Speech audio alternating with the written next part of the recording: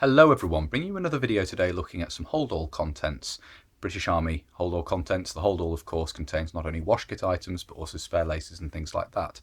The primary time period we're looking at here is mid to late 1940s, so the middle of the Second World War through to the late 1940s.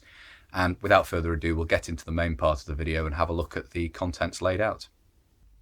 So as you can see here, the Holdall contents, as I have them laid out here, are not that dissimilar from those which I'd shown previously for the 1930s, early 1940s, but there are some differences, and we're going to run through that during the course of the video, obviously, and hopefully this will nevertheless be of interest to people, even though it is somewhat similar. Looking at the left-hand side to start with here, we have a bar of soap, Sunlight soap, as you can see. A very versatile thing to have. Sunlight soap was in production for a very long time with essentially this design. See the back of the bar there as well. I have made a video recently looking at different periods of toiletries, soap and so forth, which I've amassed obviously as contents for Holdalls from different periods, so you may want to have a look at that. I'll put a card up in the corner of the video here, and this is obviously covered in that as well, but as I say, if you're looking for sort of the toiletry items that go in Holdalls, that video might be useful. Put that back down there. We have another form of soap here. We have a shaving stick of shaving soap.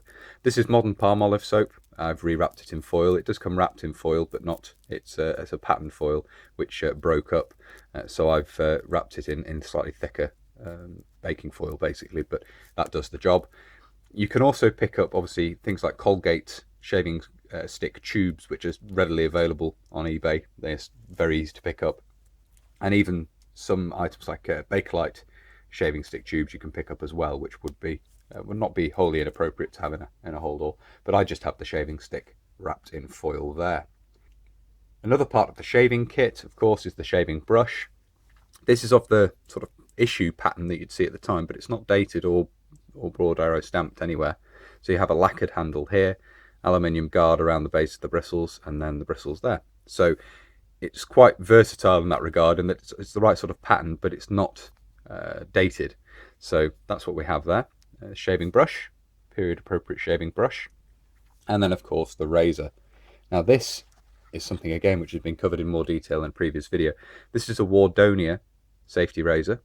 If it'll focus on this, we find it here. There we go. So standard 3-part razor design, but made in, I think, injection molded plastic. I'm not entirely sure on that. It may be Bakelite, but probably injection molded plastic, and early injection molded plastic. You can see it has a brass thread worked into the handle there, and then it goes together in the normal manner. Am I trying to put this together the wrong way again? Yes, I am. There we go. I did that in the previous video. As I say, there is a video looking at various different patterns of razor that would be appropriate for the time period. This is one of them. Again, I'll put a card to that in the corner of the video here.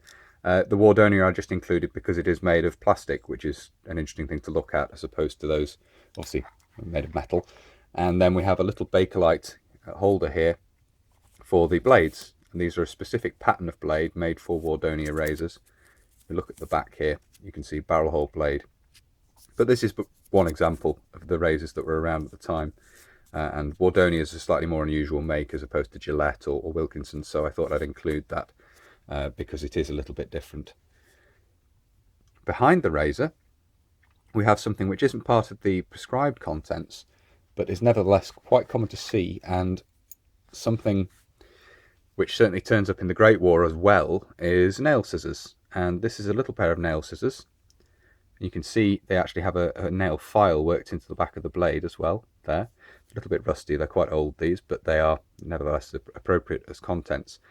Certainly I have some excellent photographs of small kit from the Great War, and there are a pair of nail scissors included in that, and I think they're carried in the pocket.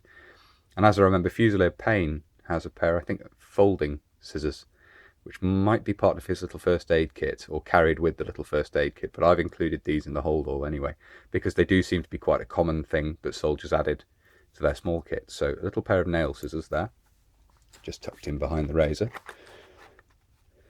And then we move on to the comb. Now, in the 30s, 40s video, we had an aluminium comb. We now have injection molded plastic, and this would be very common by this time period, just a simple plastic comb.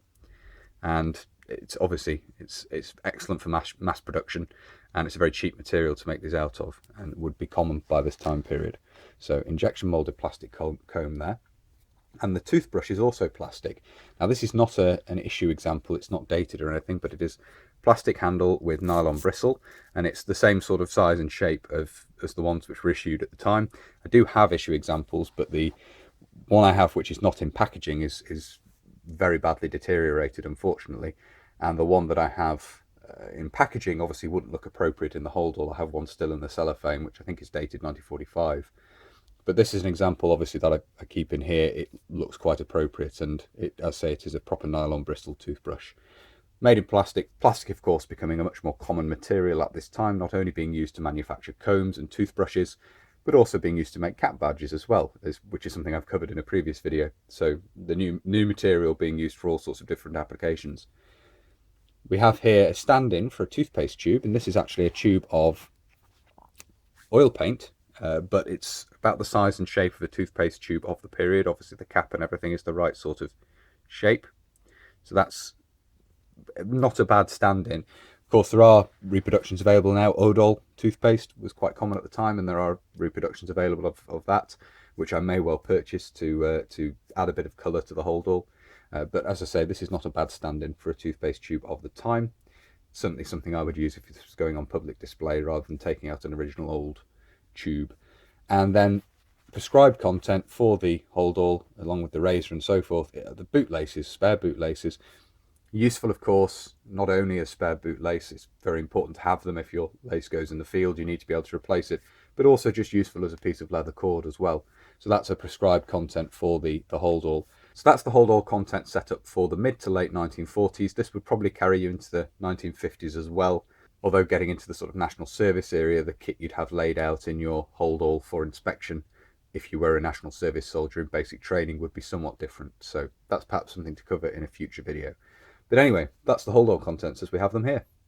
So there we are. Hopefully this has been a useful piece of reference material if you're looking at getting a set of contents together for a Holdall in the late Second World War period. Hopefully it's been of interest. If it has, and you'd like to see more of this sort of thing from the channel, please do consider subscribing if you haven't already. And whether you're newly subscribing or you've previously subscribed, please do make sure you hit the little bell, the little notification button down below. That, of course, alerts you when I upload future videos. If you really like my uploads and you'd like to support the channel, you can. Both Patreon and PayPal are linked down below. And a massive thank you to all of you who support the channel using those two methods. I really appreciate it, guys. Thank you very much indeed. If you'd like to follow the channel on social media, Facebook, Instagram and Twitter are all linked down below. And if you'd like to get in contact but you don't really use social media, there is of course an email address down there as well. But that's everything for this video, so until next time, bye for now.